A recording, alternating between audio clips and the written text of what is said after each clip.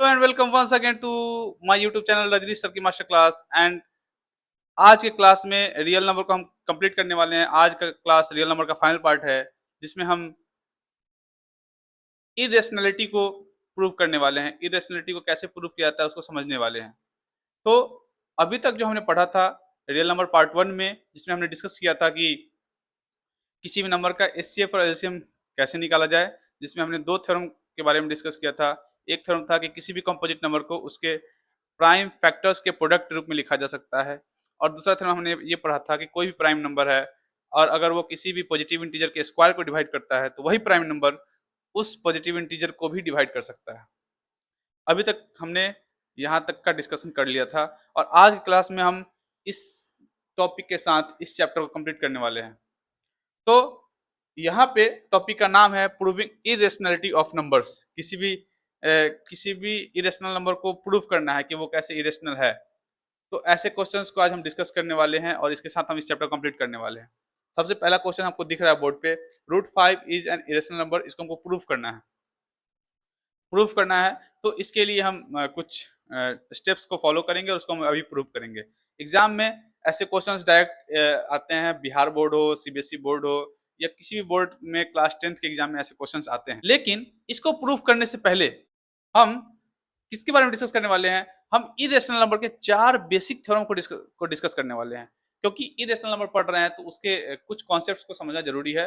अब चूंकि ये कॉन्सेप्ट क्लास 9 का कॉन्सेप्ट है, ये थ्योरम क्लास 9 का है, लेकिन हमको अभी इसको प्रूव इस टॉपिक को पढ़ने के दौरान इस थ्योरम का काम पड़ेगा। इसीलिए पहले के चीजों को समझना हमें जरूरी है।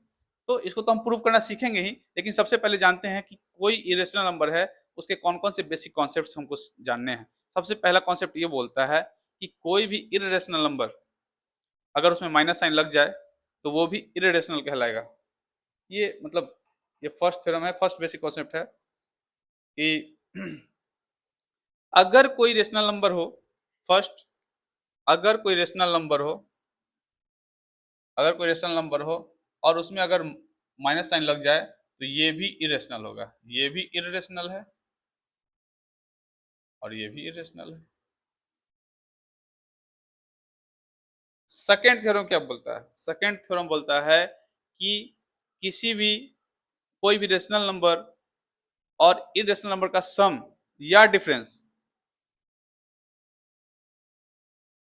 सॉरी, हम आगे इरेशनल नंबर के बारे में पढ़ने से पहले कुछ बेसिक थ्योरम को सीख लेंगे, और वो बेसिक थ्योरम हमें आगे की कॉन्सेप्ट में क्लैरिटी देगा, कोई चीज समझने के लिए हमें आसान करेगा। तो सबसे पहले इरेशनल नंबर का सबसे पहला जो थ्योरम है, जो बेसिक थ्योरम है, first theorem is negative of N irrational number is irrational.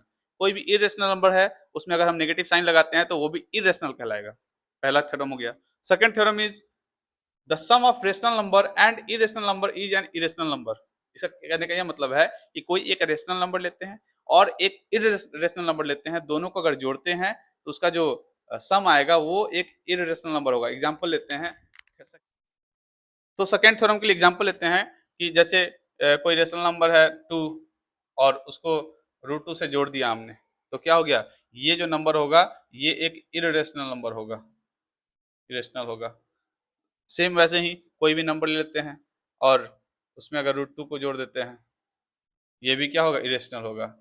3 plus √5, ये मतलब सम का बात कर रहे हैं।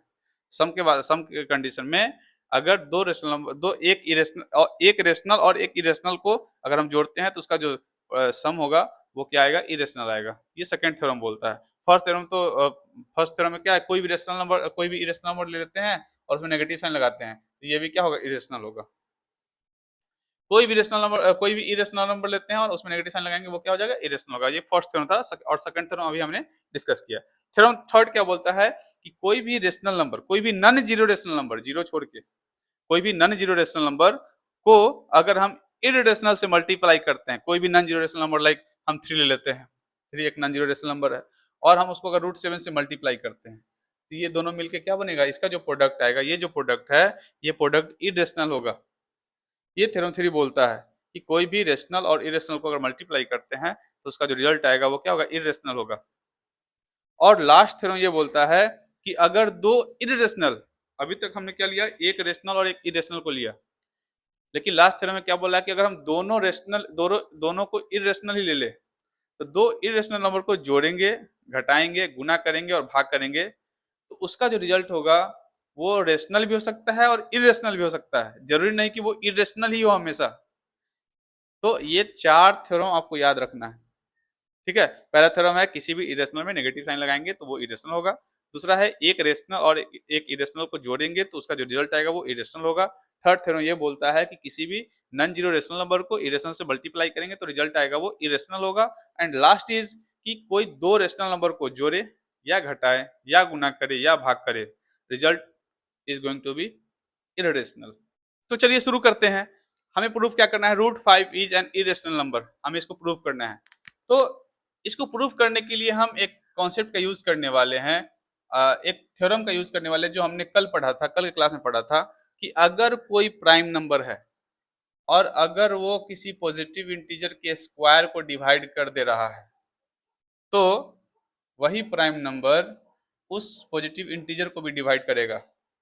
एग्जाम्पल में जैसे हमने जैसे कोई प्राइम नंबर बोलते हैं, लाइक कोई प्राइम नंबर है यहाँ पे 7, और अगर वो 49 को डिवाइड कर दे रहा है तो वही प्राइम नंबर 7 को भी डिवाइड करेगा। जैसे क्या है इसका मतलब 7 के स्क्वायर को डिवाइड कर रहा है तो 7 को भी डिवाइड कर देगा। इस इस थ्योरम का हम इस्तेमाल करने वाले हैं इस क्वेश्चन में। ये थ्योरम हमने कल पढ़ा था, कल पार्ट 1 में हमने इस थ्योरम का डिस्कशन किया था। 2 थ्योरम पढ़ा था जिसमें सेकंड थ्योरम यही था। तो इस थ्योरम का इस्तेमाल करने वाले हम इस इरेशनल नंबर को प्रूफ करने के लिए। क्वेश्चंस को प्रूफ करने के लिए हमें सबसे पहले क्या करना होता है, क्योंकि यहाँ पे हमको √5 को इरेशनल प्रूफ करना है, तो ऐसे क्वेश्चन एजम्पशन से बनते हैं। जैसे हम ऐसे क्वेश्चन में क्या करेंगे कि √5 को हमको इरेशनल दिखाना है, तो हम इसको पहले मान के चलेंगे, हम अज्यूम कर लेंगे कि √5 जो है वो एक रेशनल नंबर है, और रेशनल नंबर पे आगे इसको सॉल्व करने का प्रयास करेंगे। लेकिन लास्ट में अगर हमारा कंट्राडिक्शन, अगर हमारा जंक्शन गलत हो जाएगा, हमारा सपोजिशन गलत हो जाएगा, तो अगर वो रेशनल नहीं है तो इरेशनल होगा, कोई नंबर रेशनल नहीं है तो क्या होगा, इरेशनल ही होगा। तो इसको इरेशनल प्रूव करना है तो इसको अज्यूम कर लेते हैं। Let us assume √5 is a rational number.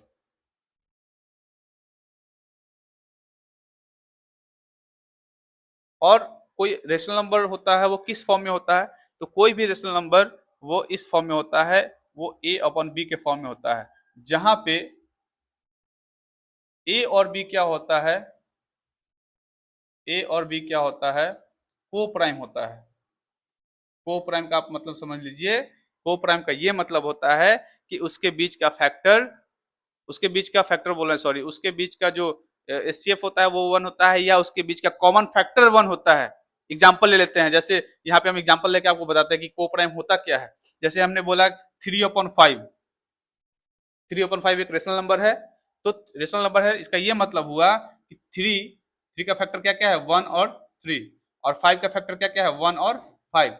इस दोनों में कॉमन क्या है, इस दोनों में कॉमन फैक्टर क्या है, 1 है। कोई भी रेशनल नंबर ले लीजिए आप, उस दोनों के बीच का कॉमन फैक्टर केवल और केवल 1 ही होता है।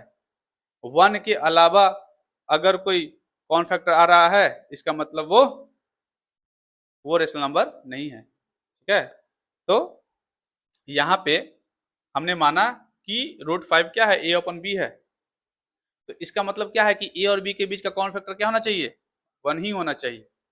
ठीक है, कोई भी आप रेशनल नंबर ले लो, जैसे हमने बोला 12/14, तो 12/14 क्या होता है, 2 6 है 12 एंड 2 7 आर 14, है ना।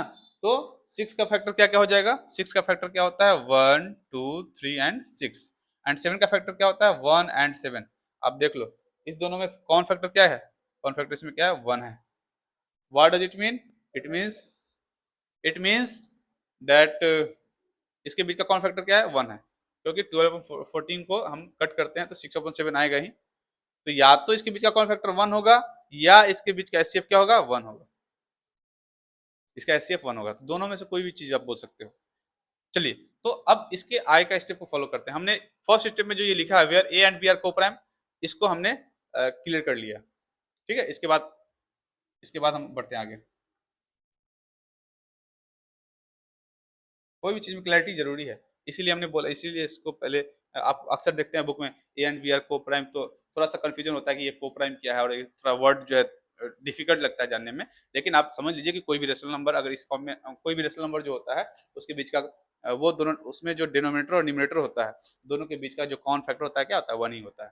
तो हमको ये कंटिन्यू रखना है, अगर कॉमन फैक्टर इसके बीच में वन के अलावा कुछ आया तो मतलब हमारा जो एजम्पशन है कि वो रेशनल नंबर है, वो रेशनल नंबर नहीं होगा, वो इरेशनल हो जाएगा। आगे बढ़ते हैं। अब यहाँ पे रूट फाइव है, किसी भी, अब यहाँ पे रूट फाइव है, इसको हमको सॉल्व करना है। अगर किसी भी रूट वाले टर्म्स को सॉल्व करना है तो हमको रूट को गायब करना होता है। तो हमारा प्रयास रहेगा यहाँ पे कि इसको रूट को खत्म करना है। तो हम क्या करते हैं कि इसके दोनों तरफ जो है हम इसको स्क्वायर कर लेते हैं, दोनों का स्क्वायर कर लेते हैं। दोनों दोनों साइड स्क्वायर कर लेंगे, squaring both sides by squaring both sides. अगर दोनों तरफ स्क्वायर कर लेते हैं तो हमें क्या मिलेगा, रूट फाइव क्या बन जाएगा, रूट फाइव का स्क्वायर होता है फाइव, और ए अपन बी क्या हो जाएगा, A square upon B square. Clear है, कोई दिक्कत? अब यहाँ से क्या करेंगे कि बी स्क्वायर को फाइव से मल्टीप्लाई कर लेंगे, तो क्या बन जाएगा, five B square equal to क्या हो जाएगा, ए स्क्वायर। अब यहाँ पे आप एक चीज को समझिए, यहाँ पे क्या है, five B square equal to क्या है, ए स्क्वायर है। इसका ये मतलब हुआ कि five B square equal to A square है। सबसे पहले इस चीज को देखिए, यहाँ पे फाइव बी स्क्वायर है, तो फाइव बी स्क्वायर है, इसका ये मतलब है कि ये जो ये पूरा नंबर जो है वो फाइव का मल्टीपल है। और कोई नंबर फाइव का मल्टीपल है तो वो फाइव से डिविजिबल भी होगा। जान लीजिए, एग्जांपल ले लेते हैं। जैसे मान लो हमने बोला कि कोई नंबर है, जैसे मान लो हमने बोला नाइन, क्या ये अभी फाइव से डिविजिबल है? नहीं है। लेकिन अगर हम इसको फाइव से मल्टीप्लाई कर दें तो ये क्या हो जाएगा, ये फाइव से डिविजिबल होगा। 45 जब हो जाएगा तो 45 फाइव से क्या हो जाएगा, डिविजिबल डिविजिबल हो जाएगा। तो वही बताना हम चाह रहे हैं कि यहाँ पे फाइव बी स्क्वायर जो भी नंबर है वो फाइव से डिविजिबल होगा ही होगा। क्यों? क्योंकि ये फाइव का क्या है, मल्टीपल है। तो हम लिख सकते हैं कि फाइव, यहाँ पे हम क्या बोल सकते हैं कि five divides B, five B square. Five किसको डिवाइड कर सकता है, फाइव बी स्क्वायर को। क्यों? क्योंकि फाइव बी स्क्वायर किसका मल्टीपल है, फाइव का है। एंड आगे ये भी बोल सकते हैं कि अब और फाइव बी स्क्वायर किसके बराबर है, ए स्क्वायर के बराबर है। अब दोनों टर्म इक्वल ही हैं, अगर ये फाइव से डिविजिबल है तो ये भी किससे डिविजिबल हो जाएगा, फाइव से डिविजिबल हो जाएगा, क्योंकि दोनों इक्वल है। तो हम बोल सकते हैं कि five divides A square. And इस थ्योरम के का यूज करेंगे तो हम लिख सकते हैं अगर फाइव ए स्क्वायर को डिवाइड करता है तो फाइव किसको डिवाइड कर देगा, ए को भी डिवाइड कर देगा। ये इक्वेशन फर्स्ट है।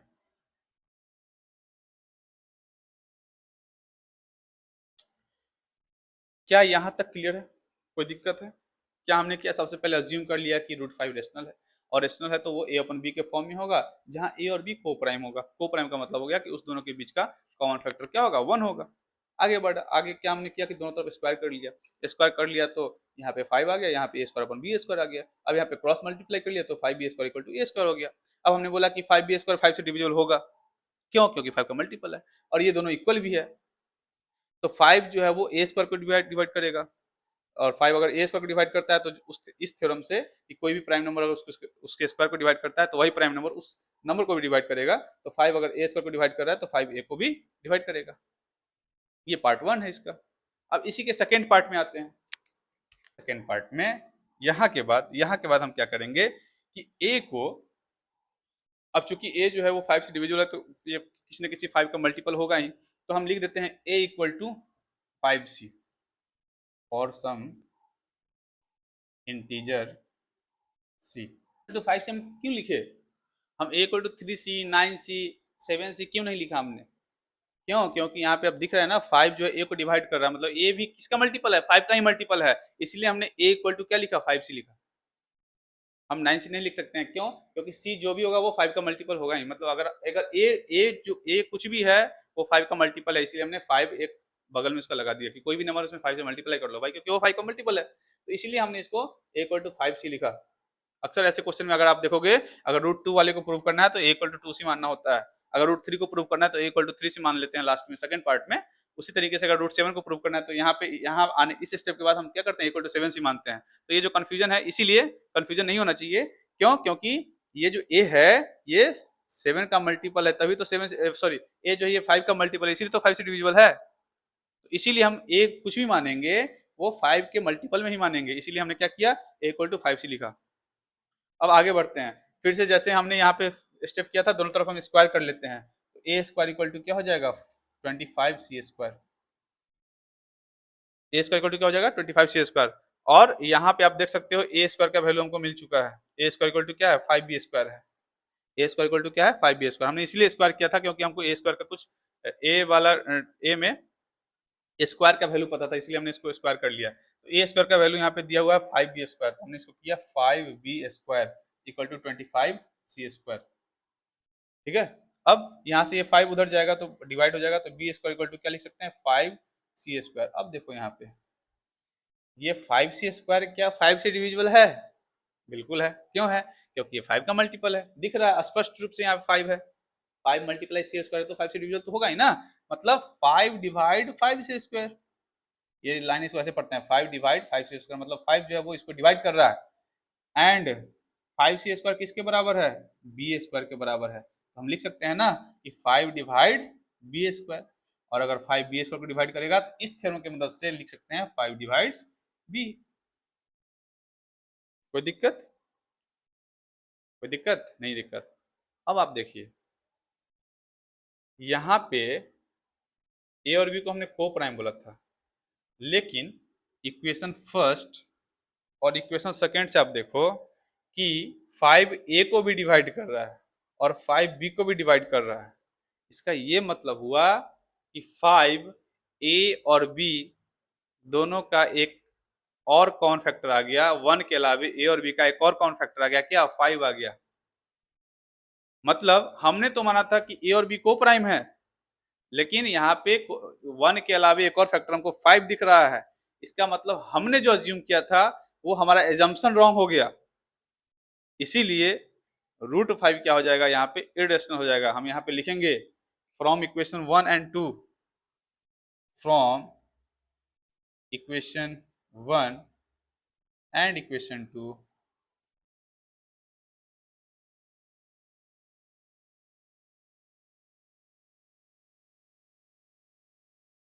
a and b have and b has a and b has factor other than 1, so it means our supposition is wrong. हमने जो सपोजिशन किया था वो क्या हो गया, यहाँ पे गलत हो गया। और अगर हमारा सपोजिशन गलत है, अगर वो रेशनल नहीं है तो क्या होगा, hence √5 is an irrational number.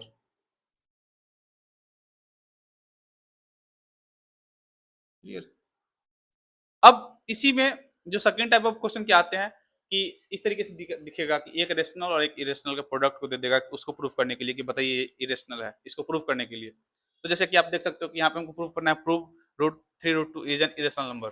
इसको प्रूफ करना है, कैसे करेंगे, इसमें हम तरीका वही इस्तेमाल करेंगे, अज्यूम कर लेंगे, let us assume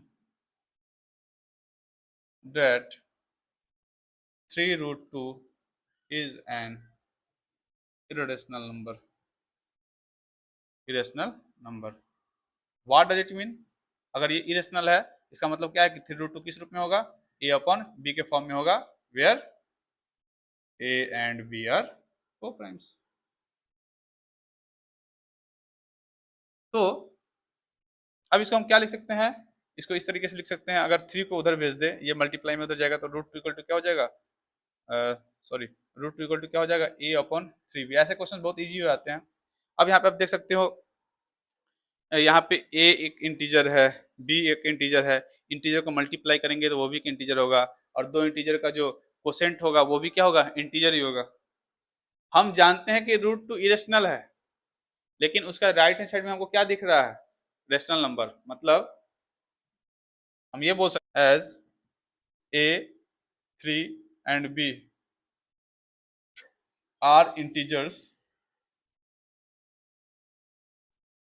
hence a upon 3b क्या हो जाएगा, रेशनल नंबर। इरेशनल हो जाएगा। और अगर ये रेशनल है तो हमारा एजम्पशन गलत हो गया ना। रूट टू क्या होता है? इरेशनल होता है। हम इसके प्रीवियस कॉन्सेप्ट्स का यूज करेंगे। रूट टू हमको पता है, रूट टू इरेशनल है, रूट थ्री इरेशनल है, रूट फाइव इरेशनल है, रूट सेवन इरेशनल है। रूट ये इरेशनल है, जबकि ये इसके राइट हैंड साइड में क्या आ रहा है? रेशनल आ रहा है। What does it mean? It means that हमारे फैक्ट को कॉन्ट्राडिक्ट कर रहा है। This contradicts our fact. This contradicts our fact that root two is irrational. अरे भाई, हमको पता है कि रूट टू तो रेशनल है, सॉरी, हमको पता है कि रूट टू तो इरेशनल है, लेकिन यहाँ पे क्या आ रहा है? रेशनल आ रहा है। इसका मतलब हमारे फैक्ट को ये कंट्राडिक्ट कर रहा है ना। हमारे फैक्ट को ये रिवर्स कर दे रहा है, कंट्राडिक्ट कर दे रहा है। हम कुछ मान रहे हैं, उसको कंट्राडिक्ट कर दिया कि नहीं, इरेशनल नहीं, इरेशनल आ रहा है। तो इसीलिए अब ये हमारे फैक्ट को कंट्राडिक्ट कर दिया, इसीलिए हम क्या बोल सकते हैं? Hence 3√2 is an irrational number. ऐसे क्वेश्चंस बहुत इजी आते हैं। मेन हमको सीखना था root three, root five, root seven, ऐसे वाले क्वेश्चन को सीखना था। उसके बाद ये वाले क्वेश्चन तो वैसे ही सॉल्व हो जाते हैं। इसी में एक और टाइप का क्वेश्चन आता है, वो इसमें नेक्स्ट टाइप का क्वेश्चन क्या होता है कि इसमें सम वाला क्वेश्चन देता है 3+2√5 इज इरेशनल, इसको प्रूव करना है। एक तो हमने प्रोडक्ट वाला कर ही लिया, अब ये लास्ट टाइप है इसका। इसमें आप उसको इस तरीके से क्वेश्चन दे देगा कि prove that 3+2√5 is an irrational number. बहुत ईजी है। इसमें क्या करना है? अज्यूम कर लेंगे। Let us assume that 3+2√5 is a rational number. और अगर ये रेशनल है तो क्या होगा? देन देयर एग्जिस्ट को प्राइम पॉजिटिव इंटीजर्स। मान लेते हैं उसको ए एंड बी।